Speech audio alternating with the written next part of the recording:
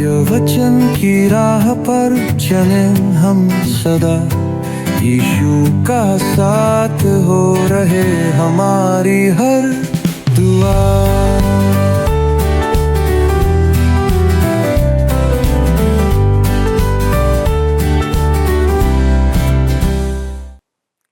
प्रिय दर्शकों, प्रभु यीशु मसीह में सलाम और सत्य वचन बाइबल अध्ययन में आप सभी का स्वागत है।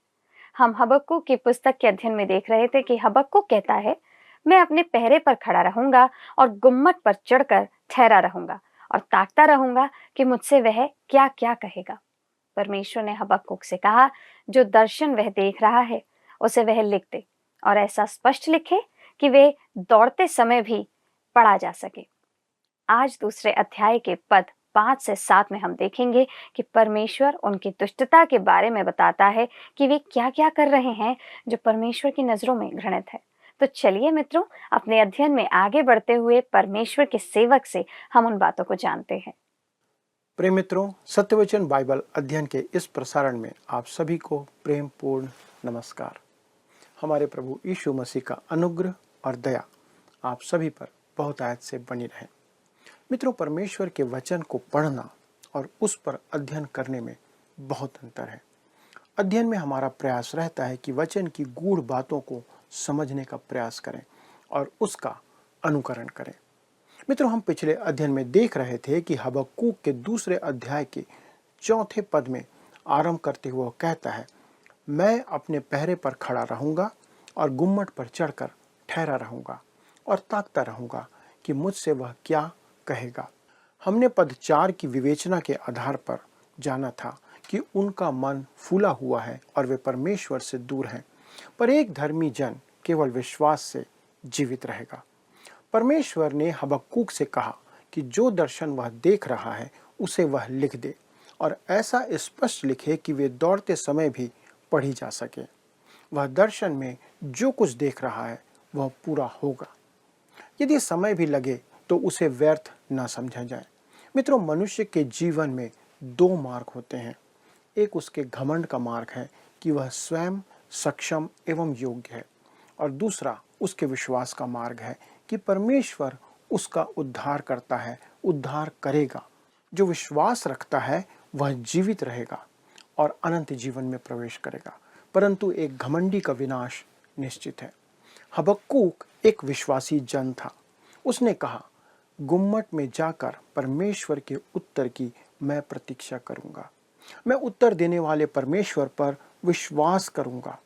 इब्रानी 11:6 में लिखा है, विश्वास बिना उसे प्रसन्न करना अनहोना है, क्योंकि परमेश्वर के पास आने वाले को विश्वास करना है कि वह है और अपने खोजने वाले को प्रतिफल देता है, और धर्मी जन अपने विश्वास के द्वारा जीवित रहेगा, जैसा वचन कहता है। मित्रों, आज परमेश्वर आपको भी बुला रहा है और उसके पास आने का साधन केवल विश्वास है, प्रभु यीशु मसीह पर। विश्वासी जन विश्वास के द्वारा जीवित रहता है और जीवन पाता है। वह विश्वास के द्वारा चलता है और विश्वास के द्वारा अनंत जीवन में भी प्रवेश करता है।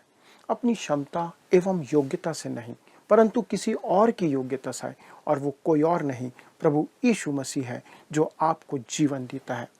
दोस्तों, मैं पुनः कहना चाहता हूं कि हबक्कुक 2:4 हमें 2 मार्ग सुझाता है, 2 प्रकार के मार्ग और 2 प्रकार के लोगों के बारे में बताता है। हमारे प्रभु यीशु ने इसी बात को इस प्रकार से कहा था। मत्ती 7 अध्याय उसका 13 और 14 पद, सकेत फाटक से प्रवेश करो, क्योंकि चौड़ा है वह फाटक और सरल है वह मार्ग जो विनाश को पहुंचाता है, और बहुत से हैं जो उसमें प्रवेश करते हैं। क्योंकि सकेत है वह फाटक और कठिन है वह मार्ग जो जीवन को पहुंचाता है, और थोड़ी हैं जो उसे पाते हैं। दोस्तों, चौड़ा मार्ग एक चाड़ी या फनल के समान है, जिसका मुंह चौड़ा होता है, परंतु आगे जाकर वह सकरा हो जाता है और विनाश में प्रवेश करता है। और सकेत फाटक भी एक चाड़ी के समान ही है, परंतु उसका प्रवेश द्वार सकेत होता है और आगे जाकर वो चौड़ा हो जाता है। यूहन्ना 14 अध्याय के 6वें पद में प्रभु यीशु मसीह कहते हैं, मार्ग और सत्य और जीवन मैं हूं, बिना मेरे द्वारा पिता के पास कोई नहीं आ सकता। दोस्तों, यह प्रवेश द्वार एक ही मनुष्य तक सकेत किया गया है और वही मार्ग है। प्रभु यीशु मसीह है। वो हमें मार्ग नहीं दिखाता है, वो स्वयं मार्ग है। यूहन्ना कहता है, पहला यूहन्ना 5 अध्याय के 12 पद में, जिसके पास पुत्र है उसके पास जीवन है, और जिसके पास पुत्र नहीं उसके पास जीवन भी नहीं। यदि आपके पास पुत्र है, प्रभु यीशु मसीह है, तो आपके पास जीवन है। आपके पास या तो प्रभु यीशु मसीह है या फिर नहीं है। आप या तो उसमें विश्वास करते हैं या उसमें विश्वास नहीं करते हैं। दोस्तों, किसी अनुष्ठान को पूरा करना या शपथ पत्र पर हस्ताक्षर करना या सभाओं में वेदी के निकट जाना या किसी कलीसिया की सदस्यता लेना, ये सारी बातें आपके उद्धार का कोई संबंध नहीं रखती है। आपका उद्धार प्रभु यीशु मसीह के साथ आपके संबंधों पर निर्भर करता है। यही कारण है कि वह सकेत फाटक है। परमेश्वर ने संसार को एकमात्र यही मार्ग दिया है, और मुख्य बात तो यह है कि आप प्रभु यीशु मसीह के साथ कैसा व्यवहार करते हैं। प्रभु यीशु जो क्रूस पर मरकर फिर जी उठा। यही कारण है कि प्रभु यीशु ने मत्ती 7 अध्याय में कहा था कि सकेत है वह फाटक और सकरा है वह मार्ग जो जीवन में प्रवेश करता है, और थोड़े हैं जो उसमें प्रवेश करते हैं। यह द्वार भी एक चाड़ी के समान ही है। आप सकेत मार्ग से प्रवेश करते हैं जो कि मसीह यीशु है, पर जैसे ही आप प्रवेश करते हैं वह आगे सकेत होते नहीं जाता, परंतु वह चौड़ा होते जाता है। प्रभु यीशु मसीह ने यूहन्ना 10:10 में कहा था, मैं इसलिए आया कि वे जीवन पाएं और बहुतायत से पाएं। ओह, स्वतंत्रता और मुक्ति जो प्रभु यीशु मसीह हमें देता है, उसके तुल्य और कुछ नहीं है। दोस्तों, मैं आपको एक उदाहरण के साथ इस बात को समझाता हूँ। शराब और ड्रग्स की लत आपको स्वतंत्रता के चौड़े मार्ग की तरह लग सकते हैं, पर अंत में जाकर वे बर्बादी के सकेत मार्ग में बदल जाते हैं। एक विश्वासी जो सकेत फाटक से प्रवेश करता है, अर्थात प्रभु यीशु मसीह में विश्वास करता है कि वह उसका उद्धार करता है, वह उस स्थान में नहीं पहुंचता जो बहुत सकरा है। वह वास्तव में जीवन जी रहा है। यदि आपको जीवन चाहिए तो प्रभु यीशु के पास आज आ जाइए। दोस्तों, अब हम देखते हैं हबक्कूक के लिए एक दृष्टांत है जो यहाँ पर प्रकट किया है। आइए दोस्तों, अब हम उस समूह के बारे में देखते हैं जिनका मन परमेश्वर के साथ सीधा नहीं है। उनके लिए हाय लिखा गया है, विशेष करके यहूदा को लूटने और नष्ट करने वालों के लिए। दोस्तों, ये हाय 3-3 पदों के पद्य में लिखी गई है। आइए हम पढ़ें हबक्कूक 2 उसका 5वां पद। कैसा लिखता है? दाख मधु से धोखा होता है, अहंकारी पुरुष घर में नहीं रहता, और उसकी लालसा अधोलोक के समान पूरी नहीं होती, और मृत्यु के समान उसका पेट नहीं भरता। वह सब जातियों को अपने पास खींच लेता और सब देशों के लोगों को अपने पास इकट्ठे कर रखता है। लिखा है दाख मधु से धोखा होता है। यहाँ वह बेबीलोन के संबंध में कह रहा है। उस समय बेबीलोन एक महान राष्ट्र नहीं था, जैसा वह दानियल के समय में आगे जाकर बन गया। उनका पहला दोष है कि वे दाख मधु से धोखा खाते थे और घमंड से भरे हुए थे। तब आगे लिखा है अहंकारी पुरुष घर में नहीं रहता। वे बाहर जाकर जीतना चाहते थे, युद्ध करना चाहते थे। वह सब जातियों को अपने पास खींच लेता और सब देश के लोगों को अपने पास इकट्ठे कर रखता है। दोस्तों, उनमें सबको जीतने की एक ललक थी, एक लालसा थी। वे देश देश पर आक्रमण करके धन संग्रह कर रहे थे और अपने लिए दास बना रहे थे। बेबीलोन पहला विश्व शक्ति था, याद रखिएगा। वह संपूर्ण संसार पर राज्य करना चाहता था। संसार के अनेक राष्ट्रों की आज यही लालसा है और ऐसी लालसा रही है। द्वितीय विश्व युद्ध के बाद अमेरिका की भी यही लालसा थी। इस कारण वे सभी देशों के मामलों में दखल देने लगे। ध्यान दीजिए दोस्तों कि परमेश्वर उनके शराब पीने के पाप का उल्लेख करता है। शराब पीने की चर्चा कई भविष्यवक्ताओं ने की है, जैसे आमोस, योएल, नहूम, हबक्कूक। नहूम कहता है कि शराब के कारण अशूरों का पतन हुआ। आमोस कहता है कि शराब के कारण ही परमेश्वर ने उत्तरी राज्य को अर्थात इस्राएल को बंधुआई में भेजा और हबक्कुक कहता है कि शराब ही के कारण परमेश्वर बेबीलोन को नष्ट करेगा। दूसरे शब्दों में हम कह सकते हैं कि शराब स्वयं ही विनाश लेकर आती है। शराब पीना बेबीलोन वासियों का स्वभाव था। दानियल अध्याय 5 में राजा बेलशस्सर ने एक बहुत बड़ा भोज दिया था और सब उस भोज में शराब के नशे में धुत थे। यद्यपि वे अपने गढ़वाले नगर में सुरक्षित थे, उसी रात दुश्मन ने नगर में प्रवेश करके उसे जीत लिया। दोस्तों, शराब ही के कारण रोम का पतन हुआ था। रोम से 22.5 किलोमीटर दूर टाइबर नदी के किनारे समुद्र तट पर ओस्तिया नाम एक स्थान है जो रोम का क्रीड़ा स्थल था। आज वहाँ केवल खंडहर है। वह स्थान रोम वासियों के राग रंग और शराब पीने का स्थान था और आज वहाँ खंडहर है। दोस्तों, शराब की लत किसी भी राष्ट्र को तबाह कर सकती है। आज आप सभी देशों में अनेक स्थानों में शराब के व्यापक सेवन को देख सकते हैं जो किसी से छुपा नहीं है। सभाओं में और कार्यक्रमों में शराब पी जाती है और पिलाई जाती है। शराब पीने वालों का देश कैसे स्थिर रह सकता है जो परमेश्वर यहाँ पर कह रहा है। हबक्कुक की इस छोटी पुस्तक में परमेश्वर कहता है कि शराब ने उन्हें घमंडी बना दिया था और वे नरक के सदृश हो गए थे। वे सब कुछ निगल जाना चाहते थे। जैसे नीति वचन 30 अध्याय 15 और 16 में लिखा है, जैसे जोंक की 2 बेटियां होती है जो कहती हैं दे दे, वैसे ही 3 वस्तुएं हैं जो तृप्त नहीं होती, वरन 4 हैं जो कभी नहीं कहती बस, अधोलोक और बांझ की कोख, भूमि जो जल पीकर तृप्त नहीं होती और आग जो कभी नहीं कहती बस। दोस्तों, हबक्कुक भी यही अभिव्यक्ति काम में लेता है और कहता है उसकी लालसा अधोलोक के समान पूरी नहीं होती। वे अपनी सीमाएं बढ़ाना चाहते थे, उन्हें संतोष नहीं था। अब परमेश्वर बेबीलोन पर 5 हाय प्रकट करता है। आइए हम दूसरे अध्याय के 6वें पद को पढ़ें, जहां लिखा है, क्या वे सब उसका दृष्टांत चलाकर और उस पर ताना मारकर ना कहेंगे, हाय उस पर जो पराया धन छीन छीन कर धनवान हो जाता है। कब तक? हाय उस पर जो अपना घर बंधक की वस्तुओं से भर लेता है। दोस्तों, पहली हाय बाबुल के विरुद्ध एक ताना मारने की कहावत है, क्योंकि वे बलपूर्वक उस चीज पर कब्जा कर रहे थे जो उनकी नहीं थी। जैसा लिखा है, क्या वे सब उसका दृष्टांत चलाकर और उस पर ताना मार कर ना कहेंगे। वे सब संभवतः उन देशों के संदर्भ में हैं जो बेबीलोन के आक्रमण का शिकार हुए थे। तब कहता है, हाय उस पर जो अपना घर बंधक की वस्तुओं से भर लेता है। इस वाक्य का अनुवाद ऐसा भी हो सकता है कि हाय उस पर जो लूट की वस्तुओं से धनी बनते जाते हैं।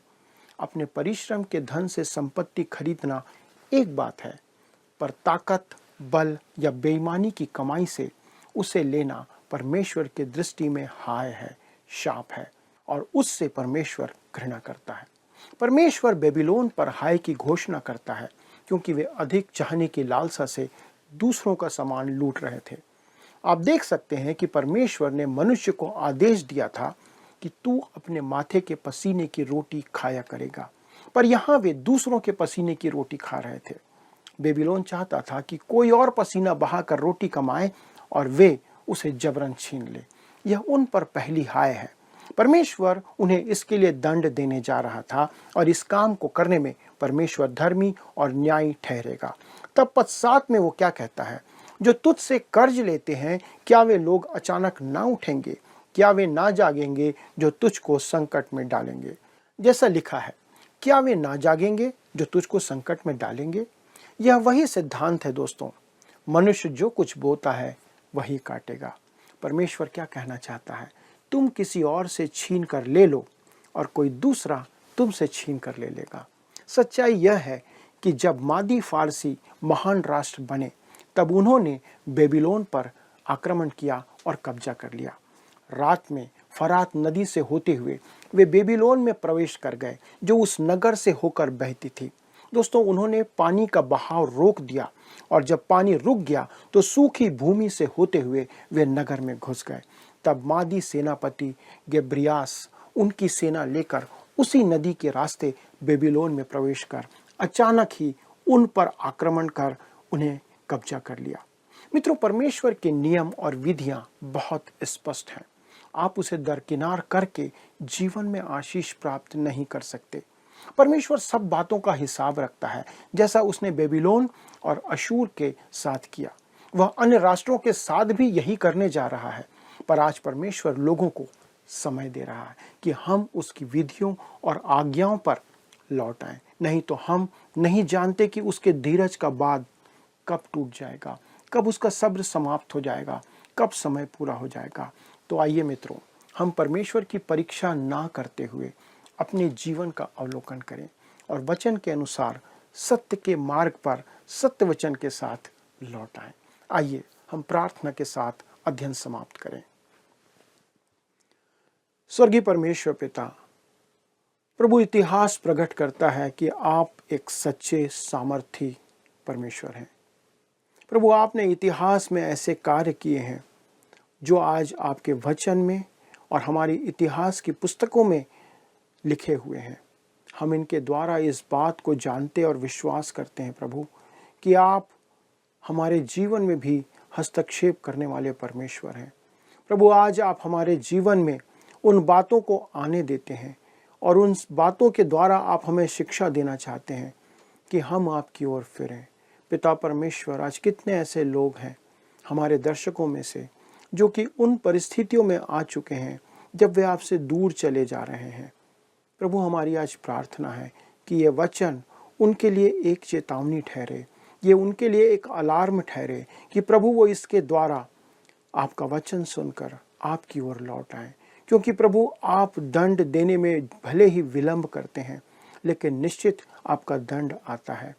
प्रभु, आप विलंब से कोप करते हैं और आपका प्रेम प्रभु सदा बना रहता है। प्रभु, दया करें कि हम सब, चाहे हमारे दर्शक हों और जितने भी लोग इसे सुन रहे हैं, सब आपकी ओर प्रभु आपके वचन के द्वारा से आने पाएं और आपके उस प्रेम को अनुभव करें।